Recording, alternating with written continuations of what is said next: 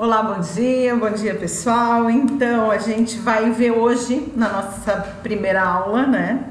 Eu mandei para vocês lá pelo mentor uma aula sobre cadeia e teia alimentar, mas eu vou fazer uma revisão hoje e vou corrigir as atividades da página 30 e 31, tá bom? Então só uma revisão, porque a gente também teve aula, teve muita gente que faltou nas últimas aulas, então agora a gente vai fazer uma revisão sobre cadeia e teia alimentar. Primeira coisa que a gente já estudou, relações entre os seres vivos, relações ecológicas. Uma das relações ecológicas que a gente estudou é a relação alimentar. Os seres vivos dependem um do outro para se alimentar, como nós dependemos, por exemplo, de comer carne, comer fruta, verdura e tudo isso são seres vivos. Então a gente depende uns dos outros. Nos ecossistemas existe uma inter-relação alimentar entre os seres vivos. Falando sobre cadeia alimentar, os organismos que compõem uma cadeia alimentar são os produtores, os consumidores e os decompositores. Os produtores quem são? São as plantas e as algas, ou as microalgas, o fitoplâncton que a gente chama, né? As algas. E os consumidores quem são? Nós e os animais em geral. Existem também os decompositores, que são os fungos e as bactérias. Falando um pouquinho sobre os produtores. O nome já está dizendo, são produtores, eles são os que produzem a matéria orgânica e iniciam sempre uma cadeia alimentar. Nunca uma cadeia alimentar pode iniciar por um consumidor, por exemplo. Ela tem que iniciar por quem produz a matéria e quem produz a energia no ecossistema, certo? Então, nós temos as plantas no ecossistema terrestre e as algas nos ecossistemas aquáticos. Tá bom. E os consumidores? Nós vamos ter consumidor primário, secundário, terciário, consumidor, enfim, né? As cadeias alimentares, normalmente, elas não são tão extensas. Por quê? Porque ao longo da cadeia alimentar, quem produz a matéria, quem produz a energia é o que tem maior quantidade de energia. Conforme, a gente já falou isso na sala, conforme for se afastando do produtor, menos energia vai ter e maior consumo de alimento esse animal vai precisar, esse ser vivo vai precisar. Então, os produtores, eles são os que detêm maior energia, certo? Depois nós temos o consumidor primário, o consumidor secundário e assim por diante. O consumidor primário, quem é? É aquele que se alimenta do produtor. E o consumidor secundário é aquele que se alimenta do consumidor primário. E o consumidor terciário é aquele que se alimenta do consumidor secundário e assim por diante. Então a gente pode ter dois comportamentos. Por exemplo, quando a gente come uma fruta ou uma verdura, a gente se comporta como consumidor primário, porque a gente está se alimentando do produtor. Quando a gente come a carne do boi, a gente se comporta como consumidor secundário. Por que secundário? Porque a gente se alimentou do boi que comeu a planta, certo? E os decompositores? Os decompositores, normalmente, eles não são representados na cadeia alimentar, como eu já falei para vocês também. Os decompositores, isto é, eles transformam a matéria orgânica em inorgânica simples, isto é, eles devolvem novamente, eles fazem a reciclagem da matéria orgânica, os decompositores. Quem são eles? Fungos e bactérias, né? Eles é que transformam a matéria orgânica em matéria inorgânica e devolvem esses nutrientes para o solo. A gente já falou sobre isso, a gente já falou sobre esse exemplo em sala. Quem tem, por exemplo, uma horta, coloca lá no fundo, né? Coloca lá na terra restos de polpas de fruta, restos de frutas, verduras, casca, né? E aí aquilo ali vai formando o que a gente chama de processo de decomposição, pode ser uma compostagem, né? E aí depois aquela terra se torna bem fértil. A nossa alimentação é muito variada. A gente come carne, a gente come fruta, né? A gente come verdura, enfim. Então, quando a gente tem uma alimentação muito variada, a gente diz que nós somos onívoros, alimentação mista. O animal que só se alimenta de carne, ele se chama carnívoro.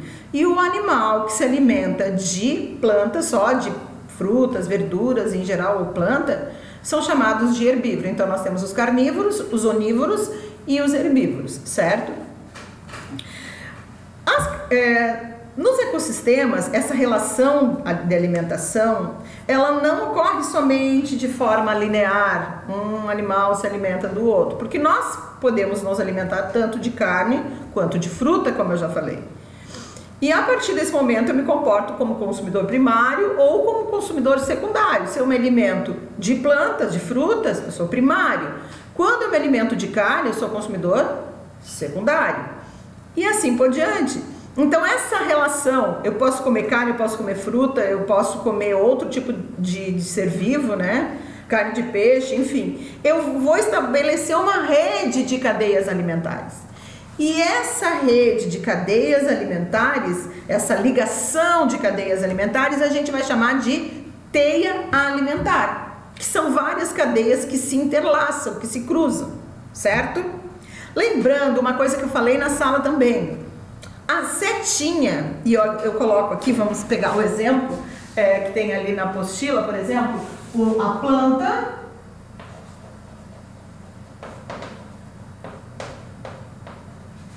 e vamos colocar um gafanhoto, né?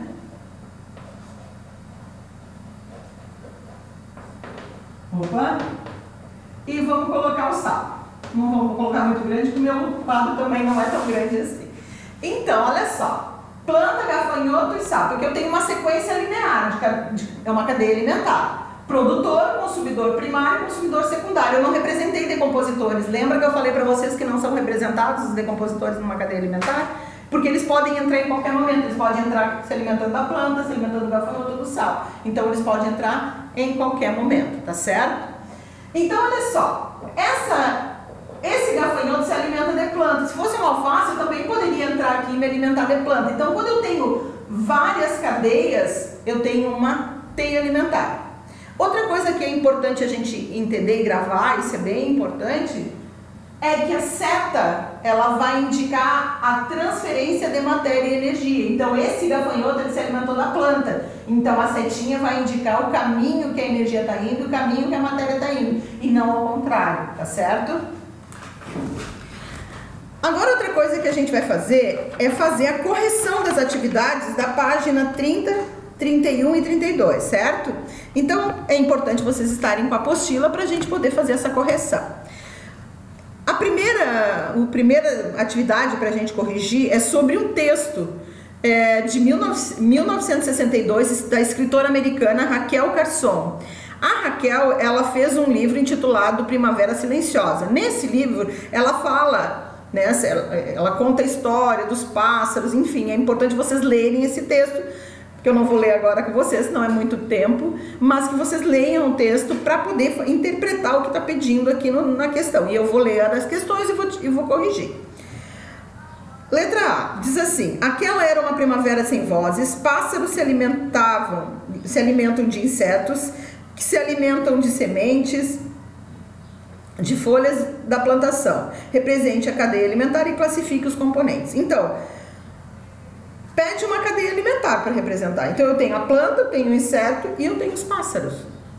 Planta, produtor, o inseto é o consumidor primário e o consumidor secundário é o pássaro. Primeiro é isso. B, com o uso do DDT, que está falando ali no texto também sobre o DDT. O DDT atingiu as cadeias alimentares daquele ecossistema. Então, o DDT atingiu todos os níveis da cadeia alimentar, né, provocando o que a gente chama de desequilíbrio ambiental, tá? O desequilíbrio alimentar, no caso, né, das cadeias alimentares. A C, como os elementos fornecidos pelo texto, como você justifica a escolha do título do livro, A Primavera Silenciosa? Então, a escolha se justifica pelo fato de ninguém mais naquela cidade escutava o canto dos pássaros, tá bom? Devido à morte deles por causa do uso do DDT. A página 31 nós temos uma pergunta ali. A primeira tem uma imagem, né, de uma cadeia alimentar e depois identifique os organismos. Produtor é a planta, letra A. Consumidor primário seria, no caso ali, o coelho. Consumidor secundário, a serpente. O consumidor terciário seria o gavião. A B, qual é o elo da cadeia alimentar que não foi representado? Os decompositores, porque eu já falei para vocês que os decompositores não devem ser representados numa cadeia alimentar. Depois nós temos uma teia e pede 3 cadeias ali. É só seguir a seta e fazer a sequência. Então pode ser planta, rato, serpente e gavião, planta, pássaro, serpente e gavião, ou planta, lagarta, pássaro, serpente e gavião. Tá certo? Depois nós temos...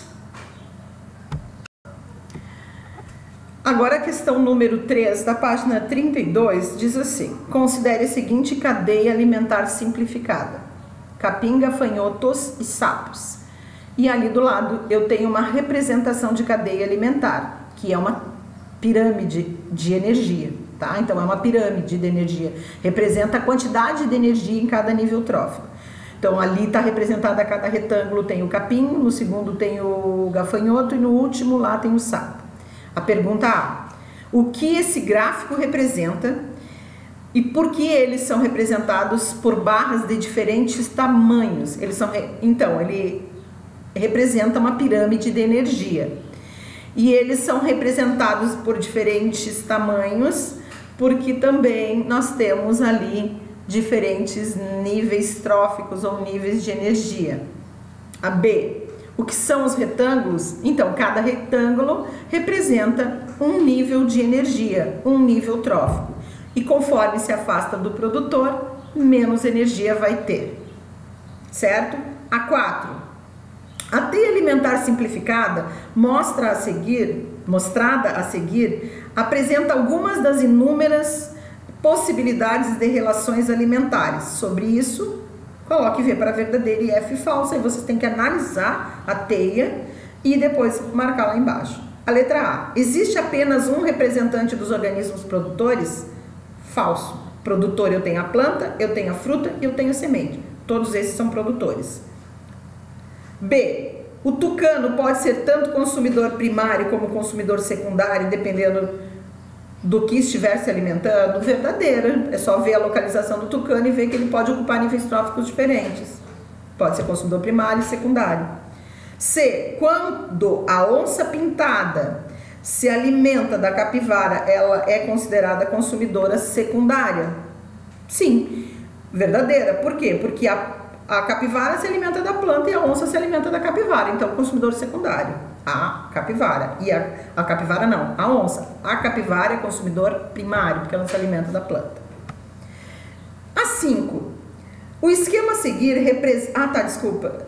Eu tenho que corrigir a C, a D, né? A D e a E. A D. Na teia representada, podemos identificar 7 organismos que se comportam como consumidores primários.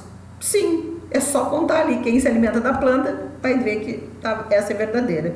E o jacaré é um consumidor exclusivamente secundário? Não, não é exclusivamente secundário. Então, ele pode também ser representado como consumidor terciário. É só contar através da seta ali também, é falsa, tá? Então, ficou falsa, B, verdadeira, verdadeira, verdadeira e falsa. O esquema a seguir representa a parte dos organismos que constituem uma comunidade e as inter-relações que os mantêm. Considerando este esquema, qual das seguintes afirmativas é correta? Essa questão é da Olimpíada Brasileira de Ciências. Então ali, letra A: o fitoplâncton e o zooplâncton constituem o nível trófico dos produtores? O fito sim, o zoo não. O zooplâncton não é produtor. Fito são as algas microscópicas, e os zoos são os microcrustáceos, tá? O crio, que serve de alimento para baleia, por exemplo. A B: gaivotas e biguás são predadores e fazem parte do 4º nível trófico? É só contar na setinha. Fitoplâncton produtor, peixe consumidor primário, consumidor terciário. Então não tá, essa aqui não tá certa. A certa é a B, tá certo? É a única certa dessa questão. Qualquer dúvida, então a gente vai tirar na quarta-feira, tá? Então é importante que vocês façam também a atividade do caderno de atividades que mais tarde a gente vai corrigir também. Beijo a todos e fiquem bem. Se cuidem, fiquem em casa e usem a máscara e álcool gel, lavem sempre as mãos. Beijinho a todos.